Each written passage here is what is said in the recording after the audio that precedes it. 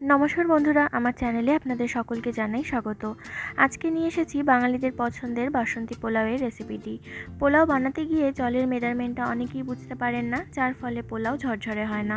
আমি এখানে সহজভাবে জলের পরিমাপটা দেখিয়েছি। আশা করি এই রেসিপিটা দেখলে আপনারাও বাড়িতে বাসন্তী পোলাও বানাতে পারবেন।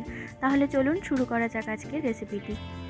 পোলাও বানানোর জন্য এখানে আমি 2 কাপ পরিমাণ গোবিন্দভোগ চাল নিয়েছি। এবার চালটাকে আমি ভালোভাবে 3 থেকে 4 বার ধুয়ে নেব।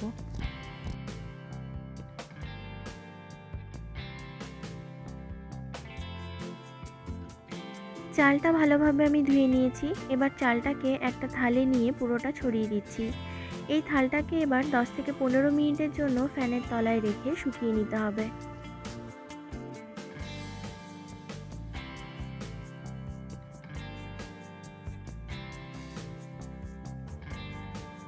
পনেরো মিনিট পর চালটা দেখুন খুব ভালোভাবেই শুকিয়ে গেছে। এবার এর মধ্যে 1 চামচ আদা বাটা, ছোট চামচের 2 চামচ ঘি আর বাসন্তী পোলাওয়ের কালারটা আনার জন্য 1 চামচ হলুদ গুঁড়ো দিয়ে চালটা মাখিয়ে নেব।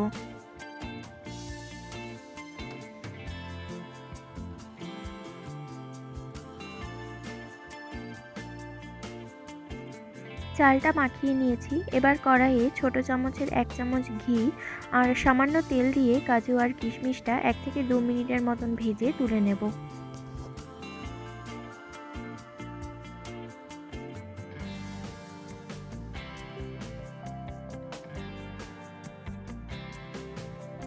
কাজু আর কিশমিশ ভাজা হয়ে যাবার পর আলাদা পাত্রে নামিয়ে নিয়ে ওই একই তেলে আমি ফোড়নে দিচ্ছি 2টো দারচিনি, 3টে ফাটিয়ে নেওয়া এলাচ আর সরু করে কাটা সামান্য আদা।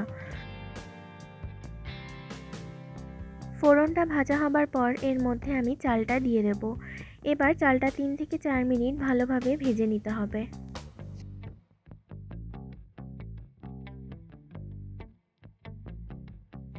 যেহেতু আমি 2 কাপ পরিমাণ চাল দিয়েছিলাম, তাই এখানে আমি দ্বিগুণ মানে ওই কাপেরই 4 কাপ জল এখানে দেব। জলটা আমি এখানে গরম করে নিয়েছিলাম। এবার চালটা ভাজার পর জলটা এখানে দিয়ে দিচ্ছি।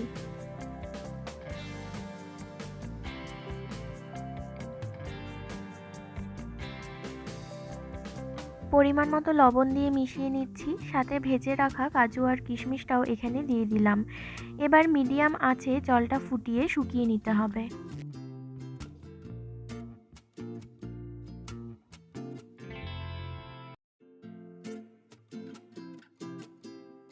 দেখতেই পাচ্ছেন জলটা পুরো শুকিয়ে গেছে আর চালটাও সেদ্ধ হয়ে গেছে। এবার এর মধ্যে 2 চামচ চিনি আর 1 চা চামচ গরম মশলা ছড়িয়ে মিশিয়ে নেব।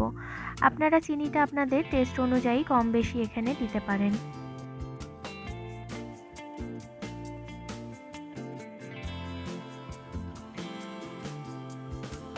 বাসন্তী পোলাও আমার রেডি হয়ে গেছে। ঠান্ডা হলেই এটা পারফেক্টলি ঝরঝরে হয়ে আসবে। কষা চিকেন অথবা মাটনের সাথে গরম গরম পরিবেশন করুন বাসন্তী পোলাও।